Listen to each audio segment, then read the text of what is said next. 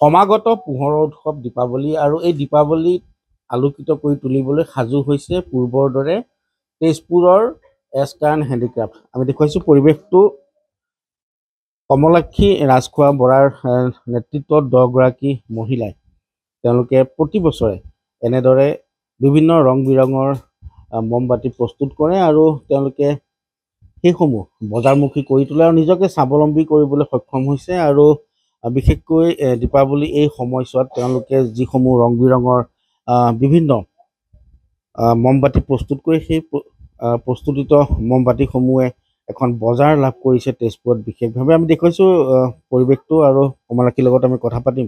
দেখুৱাইছোঁ 10গৰাকী মহিলাৰ বৰ্তমান 4-5গৰাকী দেখা পোৱা গৈছে, কিন্তু তেওঁলোকে এইসকল মহিলাই নিজকে স্বাৱলম্বিতাৰ এক পথ দেখুৱাবলৈ সক্ষম হৈছে। বিভিন্ন সময়ত বিভিন্ন সামগ্ৰী তেওঁলোকে প্ৰস্তুত কৰি বজাৰ দখল কৰি আহিছে। বিশেষকৈ দীপাৱলীৰ প্ৰাক মুহূৰ্তত প্ৰতি বছৰে তেওঁলোকে এনেদৰে ৰং বিৰঙৰ বিভিন্ন মমবাতি প্ৰস্তুত কৰিছে। আমি কমলাক্ষীৰ কাষলৈকে আহিব বিচাৰিছোঁ। কেনেধৰণৰ কি মমবাতি এইবাৰ প্ৰস্তুত কৰিছে সেই সম্পৰ্কে জানিব বিচাৰিম, বা ইয়াৰ মূল্যসমূহ কেনেকুৱা হয় সেই সম্পৰ্কেও জানিব বিচাৰিম। কি মমবাতি আছে? আপোনাৰ চিপছ কেণ্ডেল আছে, লেয়াৰ কেণ্ডেল আছে, টি লাইট আছে, আমাৰ জেনেৰেল যোনটো মম সেইটো আছে। অকণমান সেইটোত মই ডেক'ৰেটিভ কৰিছোঁ আৰু এইবাৰ এয়া ডিজাইন কৰি বনাইছোঁ। ফ্ল'টিং কেণ্ডেল আছে, চাকি আছে, সেইবিলাকে। মূল্যবোৰ কিমান হ'ব? মূল্যবোৰ 10 টকাৰ পৰা 150 টকা। হয়, 150 টকা। কিমান? এইবেলি মই 50,000 বনাইছোঁ, বেছি বনোৱা নাই এইবাৰ। হয়, পৰিৱেশটো দেখুৱাইছোঁ।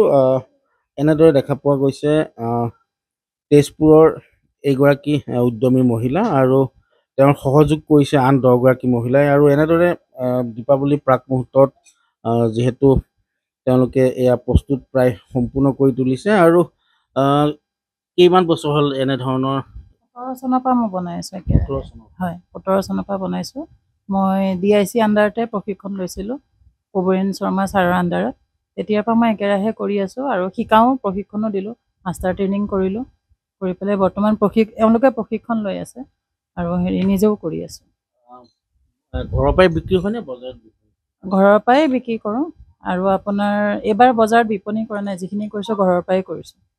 হয়, এনেদৰে দেখা পোৱা গৈছে দীপাৱলী আলোকিত কৰিবলৈ পূৰ্বৰ দৰে এইবেলিও দেখা পোৱা গৈছে ৰং বিৰঙৰ বিভিন্ন এইসমূহ মমবাতি। আৰু এনেদৰে যি সেউজ দীপাৱলীৰ কথা কোৱা হয় আৰু সকলোৱে হয়তো মমবাতিৰে এইবেলি যিহেতু দীপাৱলী আলোকিত কৰিব আৰু এইসমূহ যি প্ৰস্তুতিত ৰং বিৰঙৰ মমবাতি তাৰে যেন সকলোৱে দীপাৱলী উজ্বলাই তুলিবলৈ সক্ষম হ'ব।